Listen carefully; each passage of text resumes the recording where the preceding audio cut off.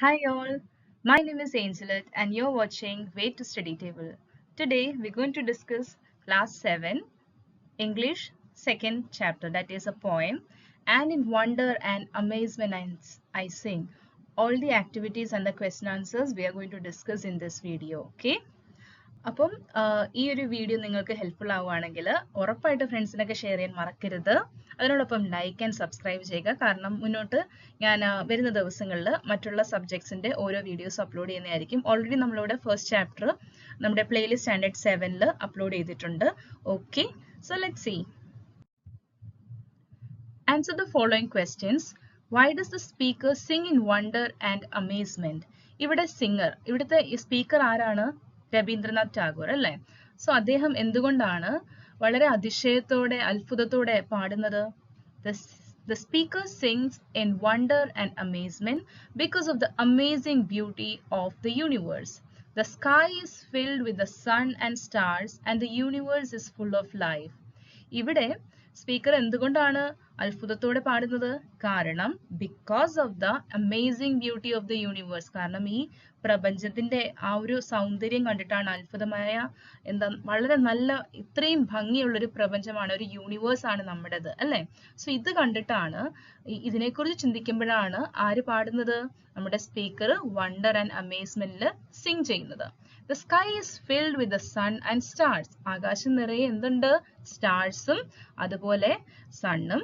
പിന്നെന്താ? And the universe is full of life. ഈ പ്രപഞ്ചം നിറയെ പലതരത്തിലുള്ള ജീവജാലങ്ങൾ ഉണ്ടല്ലേ? മനുഷ്യരുണ്ട്, പിന്നെ പക്ഷിമൃഗാദികൾ, അങ്ങനെ ഈ യൂണിവേഴ്സ് മൊത്തം ഫുൾ ഓഫ് ലൈഫ് ആണ്.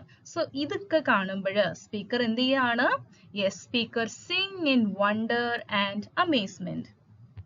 What do you think eternity's rushing tide means? എന്താണ് അതിന്റെ അർത്ഥം? നിങ്ങൾക്ക് എന്താ തോന്നുന്നത്? ഇറ്റേണിറ്റീസ് റഷിംഗ് ടൈഡ് എന്ന് പറയുമ്പോൾ എന്തായിരിക്കും ഇവിടെ ഉദ്ദേശിക്കുന്നത്? ഇറ്റേണിറ്റി എന്ന് പറഞ്ഞാൽ എന്താണ്? യെസ്, എവർ ലാസ്റ്റിംഗ് അല്ലേ? റഷിംഗ് എന്ന് പറഞ്ഞാൽ ഭയങ്കര സ്പീഡിൽ റഷ് ചെയ്യുക. ടൈഡ് മീൻസ് എന്താ? തിരമാല. സോ ഇവിടെ എന്താ അതിന്റെ അർത്ഥമാക്കുന്നത്? ഇറ്റേണിറ്റീസ് റഷിംഗ് ടൈഡ് എന്ന് നമ്മുടെ ഈ ഒരു പോയമിൽ അതിന്റെ അർത്ഥം എന്താണ്? It means the continuous and unstoppable flow of time and life. അതായത് നമുക്ക് എന്താ കാണാൻ കഴിയുന്നത്? യെസ്, ടൈമും ലൈഫും, ജീവനും അതുപോലെ സമയവും അതെന്താണ്? വളരെ കണ്ടിന്യൂസ് ആണ് അല്ലെ? ടൈം എപ്പോഴെങ്കിലും സ്റ്റോപ്പ് ആവുന്നുണ്ടോ? ഇല്ല, അത് അൺസ്റ്റോപ്പബിൾ ആണ്. സോ ഈ ഒരു അൺസ്റ്റോപ്പബിൾ ഫ്ലോ ഓഫ് ടൈമും അതുപോലെ ജീവനും, കാലങ്ങൾ ഇങ്ങനെ മാറി മാറി അല്ലെ? ഓരോ കാലങ്ങളും വളരെ പെട്ടെന്നാണ് സമയം പോകുന്നത്. സോ ഇത് ഈ ഒരു അതിനെ അർത്ഥമാക്കിയാണ് പോയറ്റ് എന്ത് യൂസ് ചെയ്തേക്കുന്നത്? Eternity's rushing tide. Okay, so it means the continuous and unstoppable flow of time and life. അടുത്തതായിട്ട് നമ്മുടെ third question. Pick out the worldly wonders described in the poem.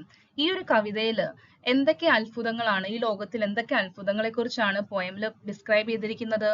Yes, the wonders of the sky full of sun and stars. Yes, ആകാശത്തെ കുറിച്ചാണ് ആദ്യം തന്നെ പോയിട്ട് പറഞ്ഞിരിക്കുന്നത് അല്ലേ? എന്താണ് അത്ഭുതം? നമ്മുടെ സ്കൈയിൽ നോക്കുമ്പോൾ നമുക്ക് എന്ത് കാണാം? നിറയെ നക്ഷത്രങ്ങളുണ്ട്, അതുപോലെ സണ്ണും, ഇതൊക്കെ വലിയ വണ്ടേഴ്സ് ആയിട്ടാണ് കാണുന്നത്.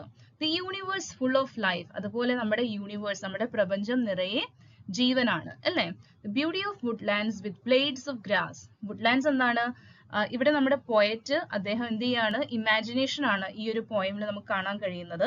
അദ്ദേഹം അങ്ങനെ നമ്മുടെ പ്രപഞ്ചത്തെ കുറിച്ച് ഇരുന്ന് ചിന്തിക്കുന്നതാണ്. ഇമാജിനേഷൻസിൽ എന്താണ്? അദ്ദേഹം വുഡ്ലാൻഡിലേക്ക് നടക്കുമ്പോൾ അദ്ദേഹത്തിന്റെ കാലുകളിൽ, പാദത്തിൽ എന്താണ്? Grass blade, blades of grass എന്ന് പറയുന്നത് പുല്ലുകൾ. ഓക്കെ, പുല്ലിന്റെ ആ ഒരു ടച്ച് അദ്ദേഹത്തിന് ഫീൽ ചെയ്യുന്നത്. സോ അതിന്റെ ബ്യൂട്ടിയും ഇവിടെ പോയറ്റ് പറയുന്നുണ്ട്. പിന്നെന്താ? ഫ്രാഗ്രൻസ് ഓഫ് ഫ്ലവേഴ്സ്, പൂക്കളുടെ സുഗന്ധം. ആ സുഗന്ധത്തിനെ കുറിച്ച് നമ്മുടെ പോയറ്റ് ഈ ഒരു പോയമിൽ വണ്ടർ ആയിട്ടാണ് പറയുന്നത്. What maddened the poet's mind? എന്താണ് നമ്മുടെ പോയറ്റിന്റെ മൈൻഡിന് മാഡൻഡ് എന്ന് പറഞ്ഞാൽ ഭ്രാന്ത് പിടിക്കുന്നത് പോലെ? ഇവിടെ അത് ഒരു പോസിറ്റീവായിട്ടാണ് ഉദ്ദേശിക്കുന്നത്. എന്ത് കാണുമ്പോഴാണ് അല്ലെങ്കിൽ എന്തിനെ കുറിച്ച് ചിന്തിക്കുമ്പോഴാണ് പോയറ്റിന് ഭയങ്കര സന്തോഷം എന്ന് വേണമെങ്കിൽ നമുക്ക് പറയാൻ പറ്റും. എന്തിനെ കുറിച്ചാണ് പോയറ്റിന് ഭയങ്കര മാഡൻഡ് ആയിട്ട് ഫീൽ ചെയ്യുന്നത്? The touch of blades of grass, the fragrance of the flowers, and the gift of gladness and joy in nature made the poet's mind maddened. അപ്പൊ എന്തൊക്കെ കാര്യങ്ങളാണ്?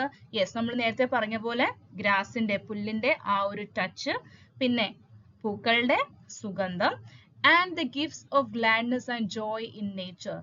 ഈ പ്രകൃതി നമുക്ക് തരുന്ന ഗിഫ്റ്റുകൾ എന്താണത്? ഗ്ലാഡ്നെസ് ആൻഡ് ജോയ് എന്ന് പറഞ്ഞാൽ എന്താണ്? ഹാപ്പിനെസ് അല്ലെ, സന്തോഷം. സോ ഇതൊക്കെ കാരണം നമ്മുടെ പോയറ്റിന്റെ മൈൻഡ് എന്താണ്? he is feeling like maddened. Okay, next up, fifth question. Why does the speaker prick his ears, open his eyes and bare his heart? എന്തുകൊണ്ടാണ് നമ്മുടെ ഈ ഒരു പോയമില് പോയറ്റ് എന്തിനെയാണ് കാതോർത്തിരിക്കുന്നത്? അല്ലെങ്കിൽ പോയറ്റ് എന്താണ്? അദ്ദേഹം ഇങ്ങനെ നോക്കിയിരിക്കുകയാണ്, ഓപ്പൺ ഹിസ് ഐസ്. അദ്ദേഹം എന്ത് കാണാൻ വേണ്ടിയാണ് ഇരിക്കുന്നത്? അല്ലെങ്കിൽ അദ്ദേഹത്തിന് എന്താണ് അദ്ദേഹം ഹാർട്ട് കൊണ്ട് ഫീൽ ചെയ്യാൻ ശ്രമിക്കുന്നത്? ഓക്കെ, സോ ഇങ്ങനെയൊക്കെ പോയറ്റിന് ഇങ്ങനെ ഫീൽ ചെയ്യാൻ കാരണം എന്താണ്? The speaker prick his ears, open his eyes and bares his heart to fully experience and appreciate the world's wonders. This shows his eagerness to understand deeply the nature. അദ്ദേഹം എന്ത് ചെയ്യാണ്? ഈ ഒരു ലൈൻസ് നമുക്ക് വായിക്കും, നമുക്ക് മനസ്സിലാക്കാൻ കഴിയുന്നത് അദ്ദേഹം നേച്ചറിന്റെ വണ്ടേഴ്സിനെ, ഈ ലോകത്തിന്റെ പ്രകൃതിയുടെ അത്ഭുതങ്ങളെ ഫുള്ളായിട്ട് എക്സ്പീരിയൻസ് ചെയ്യാൻ അദ്ദേഹം ആഗ്രഹിക്കുന്നു. അതുപോലെ അതിനെ അപ്രിഷിയേറ്റ് ചെയ്യാനും അദ്ദേഹത്തിന് വലിയ ആഗ്രഹമാണ്. So this shows his eagerness. So ഈ ഒരു ലൈൻസ് നമുക്ക് വായിക്കുമ്പോൾ നമുക്ക് മനസ്സിലാക്കാൻ കഴിയുന്നത് പ്രകൃതിയെ, നേച്ചറിനെ എത്രത്തോളം ആഴത്തിൽ അദ്ദേഹം മനസ്സിലാക്കാൻ, അണ്ടർസ്റ്റാൻഡ് ചെയ്യാൻ ആകാംക്ഷ അദ്ദേഹത്തിനുണ്ടോ, അതാണ് നമുക്ക് ഈ ഒരു വരികളിൽ മനസ്സിലാക്കാൻ കഴിയുന്നത്. What do you think the poet means by in the midst of the known I have sought the unknown? നമ്മുടെ പോയമില് പോയറ്റ് ഇങ്ങനെ പറയാൻ എന്താ കാരണം? എന്താണ് ഇതിന്റെ അർത്ഥം? എന്താണ് നിങ്ങൾക്ക് ഇത് മനസ്സിലാക്കുന്നത്? What do you think? നിങ്ങൾക്ക് എന്താണ് തോന്നുന്നത്? The poet means that even though he is familiar with his surroundings, he still seeks new experiences and knowledge beyond what he already knows. ഇവിടെ പോയറ്റ് പറയാണ് എന്താണ്? ചുറ്റുപാടുകളിൽ, സറൗണ്ടിങ്സിൽ ഉള്ള ആളുകൾക്ക് അദ്ദേഹം ഫെമിലിയർ ആണ്, അറിയപ്പെട്ട ഒരാളാണ്. But he still seeks new experiences. But അദ്ദേഹം എന്താണ്? എന്നിട്ടും അദ്ദേഹത്തിന് പുതിയ പുതിയ കാര്യങ്ങൾ എക്സ്പീരിയൻസ് ചെയ്യാൻ അദ്ദേഹം ആകാംക്ഷയോടിരിക്കുകയാണ്. And knowledge beyond what he already knows. അദ്ദേഹത്തിന് അറിയാവുന്നതിനേക്കാളും അതിനപ്പുറമായിട്ട്, ബിയോണ്ട് എന്ന് പറഞ്ഞാൽ എന്താണ്? അതിനപ്പുറമായിട്ട് വീണ്ടും അറിവ്, നോളജ്, കൂടുതലായിട്ട് അദ്ദേഹം നോളജ് റിസീവ് ചെയ്യാൻ അദ്ദേഹം ആഗ്രഹിക്കുന്നു. സോ അതാണ് നമുക്കിവിടെ മനസ്സിലാക്കാൻ കഴിയുന്നത്. Read the following lines from another poem, The Sands of Dee by Charles Kingsley. ഇത് വേറൊരു പോയമിലെ കുറച്ച് ലൈൻസ് ആണ് നമുക്ക് ഇവിടെ തന്നിരിക്കുന്നത്. ഒരു 4 ലൈൻസ് ഉണ്ട്. ഓക്കെ, സോ ഈ ഒരു ലൈൻസ് റീഡ് ചെയ്യാനാണ് പറഞ്ഞിരിക്കുന്നത്. O Mary go and call the cattle home, and call the cattle home, and call the cattle home across the sands of Dee. So ഇവിടെ എന്താ കാണുന്നത്? The phrase and call the cattle home is used 3 times. Such repetitions are called refrain. ഇവിടെ ഈ ഒരു phrase എന്താണ്? And call the cattle home. ഈ lines ഇവിടെ 3 times repeat ചെയ്തിട്ടുണ്ട് അല്ലെ? എത്രയാണ്? 3 times റിപ്പീറ്റ് ചെയ്തിട്ടുണ്ട്. സോ ഇങ്ങനെയുള്ള റിപ്പീറ്റേഷൻസിന് നമ്മൾ എന്താ പറയുന്നത്? റിഫ്രെയിൻ. എന്താ പറയുന്നത്? Refrain. So a refrain is a line or phrase that is repeated within the lines of stanzas. ലൈനുകളിലുള്ളിൽ തന്നെ, അല്ലെങ്കിൽ ആ ഒരു സ്റ്റാൻസിൽ തന്നെ വീണ്ടും ഒന്നിൽ കൂടുതൽ റിപ്പീറ്റ് ചെയ്യുന്ന ലൈൻസിനെയാണ് നമ്മൾ എന്ത് പറയുന്നത്? റിഫ്രെയിൻ എന്ന് പറയുന്നത്. Can you find out a line which is repeated in this poem? Write it down. നമ്മുടെ ഈ ഒരു പോയമില് റിഫ്രെയിൻ അല്ലെങ്കിൽ വീണ്ടും വീണ്ടും റിപ്പീറ്റ് ചെയ്യുന്ന റിപ്പീറ്റേഷൻ നിങ്ങൾക്ക് കാണാൻ കഴിയുന്നുണ്ടോ? യെസ്, എന്താണത്? And in wonder and amazement I Singh. എല്ലാ സ്റ്റാൻസിലും നമുക്ക് ഈ ഒരു ലൈൻ റിപ്പീറ്റ് ആയിട്ട് കാണാൻ കഴിയുന്നുണ്ട് അല്ലേ? സോ അതെന്താണ്? ഈ ഒരു ലൈന് റിഫ്രെയിൻ ആണ്. സോ അത് മറക്കല്ല, വളരെ ഇമ്പോർട്ടന്റ് ആയിട്ടുള്ള ഒരു ഗ്രാമർ ആണ് അതൊക്കെ. What fills the speaker with wonder and amazement? സ്പീക്കറിനെ, നമ്മുടെ പോയിറ്റിനെ എന്താണ് അത്ഭുതത്തോടെ നിറച്ചിരിക്കുന്നത്? എന്ത് കാണുമ്പോഴാണ്, അല്ലെങ്കിൽ എന്തിനെ കുറിച്ച് ചിന്തിക്കുമ്പോഴാണ് അദ്ദേഹത്തിന് അത്ഭുതമായിട്ട് തോന്നുന്നത്? The sky full of the sun and the stars. ആകാശം നിറയുള്ള നക്ഷത്രങ്ങളും സൂര്യനും. The universe filled with life. ജീവൻ കൊണ്ട് നിറഞ്ഞ ഈ ഒരു പ്രപഞ്ചം. The blade of grass. എന്താണ്? പുല്ല് അല്ലെ? പുല്ലിന്റെ ഓരോ ഗ്രാസും അദ്ദേഹത്തിന് എന്താണ്? അതൊരു വണ്ടർ ആയിട്ടാണ് ഫീൽ ചെയ്യുന്നത്. The fragrance of flowers. അതുപോലെ തന്നെ പൂക്കളുടെ സുഗന്ധം. Look at the words taken from the poem. Put them in proper pairs. കുറച്ച് വേർഡ്സ് നമുക്കിവിടെ തന്നിട്ടുണ്ട്.